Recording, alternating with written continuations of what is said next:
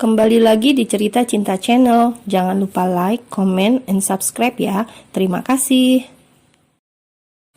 Biru langsung melajukan mobilnya begitu saja. Ia menepi sebentar di ambang kebimbangan. Mendadak begitu kesal, tapi cukup kasihan. Setelah berhasil menguasai emosi dirinya, Biru memutuskan untuk berputar arah dan kembali menjemput istrinya. Namun, sayang sekali, Inggit sudah tidak ada di lokasi. Biru merasa buang-buang waktu dan semakin kesal. Kali ini ia memutuskan pulang saja dan benar-benar bersikap bodoh amat. Biru mengumpat kesal ketika sampai rumah menangkap bayangan mobil papanya terparkir di pekarangan rumahnya. Pria itu kembali berputar arah dan hendak menjemput Inggit yang sengaja Biru tinggal di jalanan yang sepi. Siapa tahu tadi terlewat dan Biru tidak benar melihatnya. Biru memang raja tega, tetapi pulang tanpa Inggit di bawah tatapan orang tuanya jelas bukan solusi. Daripada diberondong pertanyaan yang membuat sakit kepala, mencari dan menjemput Inggit kembali di jalanan jelas pilihan yang paling tepat. "Biru!" seru Mama Diana menangkap mobil Biru yang hendak berbalik arah. "Mampus gue." Mama sama Papa, kok tumben malam-malam kesini?" Jawabnya dibuat setenang mungkin. "Inggit mana? Kenapa kamu pulang sendirian?" Mama Diana sampai mengintip ke dalam mobil. "Ada kok Mah, ini mau aku jemput," kilahnya beralasan. "Awas saja kalau sampai kamu ninggalin dia. Mama gak segan-segan bikin perhitungan sama kamu," ancam Mama kesal. "Enggak Mama sayang, kalau gitu aku jemput istriku dulu ya Mah. Soalnya tadi tuh lagi ngobrol asik sama temannya. Jadi Biru berasa ganggu." Biru harus bisa meyakinkan orang tuanya. "Ini sudah malam, sebaiknya kamu bawa istri kamu pulang." Mama Diana menatap aneh putranya. Biru memutar arah mobil. Pria itu melajukan mobilnya dengan cepat. Biru yakin sekali ia menurunkan Inggit di sekitar sini. Namun sayangnya 2 kali memutari jalanan sepi itu, Inggit sama sekali tidak ia temukan. Menurut perhitungannya, seharusnya istrinya itu akan berjalan tak jauh dari sini, mengingat jalanan ini sepi tanpa kendaraan berlalu lalang. Seandainya Inggit pulang, juga sudah barang tentu berpapasan jalan. "Inggit mana sih? Hobi banget hidupnya nyusahin orang. Lo pikir gue punya banyak waktu buat nyari-nyari lo gitu? Sial," umpat Biru gusar. Malam semakin larut dan orang tuanya pasti akan murka bila pulang tidak membawa menantu kesayangannya. Biru menggebrak bundaran setir berkali-kali untuk mencurahkan rasa kesalnya. "Awas Inggit, sampai nggak pulang malam ini, habis lo besok pagi." Tukasnya lugas, berujar tanpa ampun. Hampir dini hari, Biru masih mondar-mandir di jalanan. Pria itu tidak berhasil menemukan Inggit. Tepat jam 2 pagi, Biru putuskan pulang ke rumah. Ia cukup lega mendapati kedua orang tuanya sudah tidak menunggu di rumahnya. Permasalahannya, kemana Inggit pergi? Entah mengapa pria itu menjadi tidak tenang dan rasa bersalah bersarang di hatinya. Kantuk yang menyerang membuat pria itu memutus kinerja otak untuk beristirahat. Biru lupa kalau hari ini bahkan ada rencana pergi berlibur dengan Hilda. Pria itu terbangun dari tidur pulasnya setelah matahari meninggi. Pagi-pagi entah sudah jaringan keberapa, ponsel Biru memekik. Di sana ada banyak panggilan dari Hilda yang mencurahkan kekesalannya karena semalam meninggalkan begitu saja di acara pesta. Hilda akhirnya pulang ke rumah dengan taksi. Biru berujar minta maaf dan ingin mengembalikan waktu fullnya nanti saat liburan. Biru baru saja selesai mandi. Pria itu keluar kamar dan baru menyadari rumah ini terasa sepi dan berasa ada yang hilang. Ternyata penghuni sofa itu kosong. Pria itu keluar rumah menemukan motor Inggit yang masih terparkir rapi seperti kemarin. Itu tandanya istrinya itu tidak pulang dari semalam. "Inggit kemana?" gumamnya mulai tidak tenang. Semalam ia menurunkan di tempat yang lumayan sepi. Pria itu gusar sendiri, mencoba menghubungi ponselnya berkali-kali, tapi hasilnya nihil. Panggilan tidak bisa terhubung. Biru semakin gusar kala mendapati berita di pagi hari dengan korban pemerkosaan dan pembunuhan. Pria itu sampai menyemburkan kopi di mulutnya saat news anchor menyebutkan ciri-ciri identitas korban. Astaga, Inggit! Pekik Biru tak tenang. Laki-laki itu langsung melesat keluar rumah dan menuju rumah sakit untuk memastikan korban yang terjadi semalam. Biru benar-benar ngerasa bersalah dan dalam masalah besar kalau itu benaran istrinya.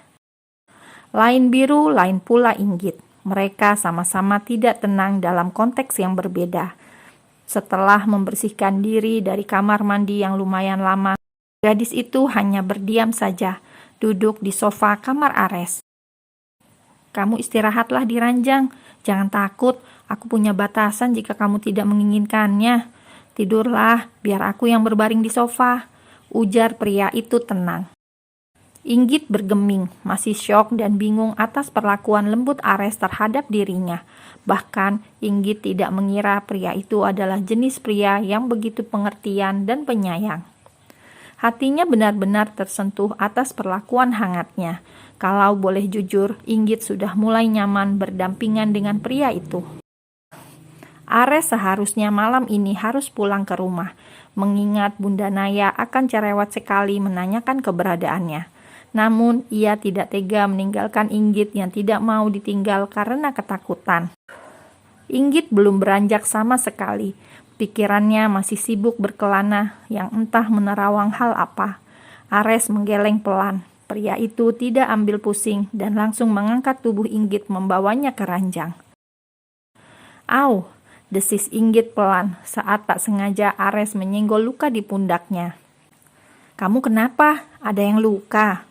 Ares berujar cemas, ingin memeriksa tetapi langsung terhenti begitu menyadari luka Inggit di pundaknya dan itu artinya pria itu harus menyingkap baju yang dipakai gadis itu. Sorry, tapi luka kamu harus diobati, tatap Ares memohon. Inggit bergeming, dengan bingung ia membuka satu kancing kemeja atasnya dan sedikit membuka pundak polosnya. Ares menelan salivanya susah payah. Pria itu sedikit gugup menenangkan hatinya yang hampir meledak aneh karena desiran yang tak biasa. Hei hati, please jangan ngelunjak, ini cewek baik yang harus lo jaga. Jangan aneh-aneh, apalagi ngajak otak berpikir gila. Udah. Belum. Luka kamu lumayan dalam, seperti bekas cakaran kuku. Ini harus diobati. Aku ambil salepnya dulu, ujar pria itu lalu. Ares kembali ke ranjang, memunggungi Inggit dan segera memberi obat untuk lukanya. Siapa yang lakuin ini? Apakah pria-pria brengsek itu atau Biru? Tanyanya tegas, hatinya sakit melihat goresan kecil di pundak Inggit. Inggit terdiam, tidak minat untuk menjawab. Dirinya bahkan masih syok kalau mengingat kejadian beberapa jam yang lalu itu. Mungkin hari ini memang Ares belum menemukan bukti. Tetapi pria itu cukup tertarik untuk mengulik tabir kehidupan gadis itu. Dari awal bertemu, Inggit itu beda dari kebanyakan cewek lainnya yang terlalu memuja jenis pria seperti dirinya. Tetapi Inggit bahkan terkesan cuek dan datar saja. Setelah gadis itu terlelap damai, Ares merapikan selimutnya, menatapnya lekat, dan kembali berbaring di sofa dengan masih menatap wajah Inggit dengan penuh tanda tanya. Ia tidak pernah menyangka dirinya bisa seatap, bahkan sekamar dengan gadis yang selama minggu-minggu ini selalu menghantui hidupnya. Biru kelimpungan sendiri mencari Inggit. Ia cukup lega karena berita korban pelecehan yang berakhir pembunuhan semalam bukan istrinya. Namun ia masih bingung sendiri kenapa Inggit tidak pulang dan kemana perginya. Entah mengapa hati Biru tak tenang. Sementara Hilda marah-marah tak terima dengan dibatalkannya liburan mereka. Perempuan itu ngambek. Ekspektasinya tak sesuai realita yang tersusun rapi. Lo pikir cowok cuma lo doang? Dasar pria bodoh, umpat Hilda kesal.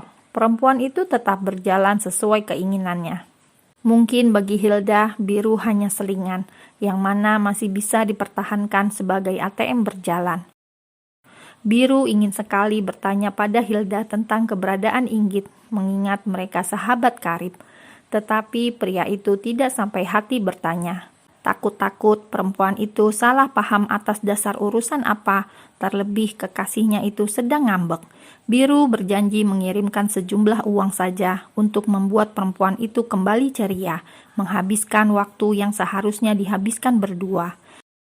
Bagi Biru, hubungannya dengan Hilda itu sejenis simbiosis mutualisme, sama-sama diuntungkan. Biru butuh kepuasan sesaat dan Hilda tentu saja butuh uang. Walaupun akhir-akhir ini pria itu sudah absen cukup lama, Biru pikir setelah menikah masalah akan berangsur menghilang karena orang tuanya menaruh harapan dan kepercayaan yang besar. Tapi justru semenjak menikah dengan Inggit, Biru mendapati masalah yang tak berkesudahan. Jadi praktis, sejak saat itu, Biru jarang sekali menghabiskan waktu sedikit lebih lama dengan kekasihnya itu. Liburan yang digadang-gadang menjadi momen paling romantis keduanya pun ambyar, gagal total dengan menghilangnya Inggit semalam. Tentu saja Biru tidak tenang. Bagaimana kalau orang tuanya tiba-tiba datang atau bahkan mama sama papanya berkunjung ke rumah mereka dan ingin bertemu dengan menantu kesayangannya itu? Terancam masalah besar untuk Biru.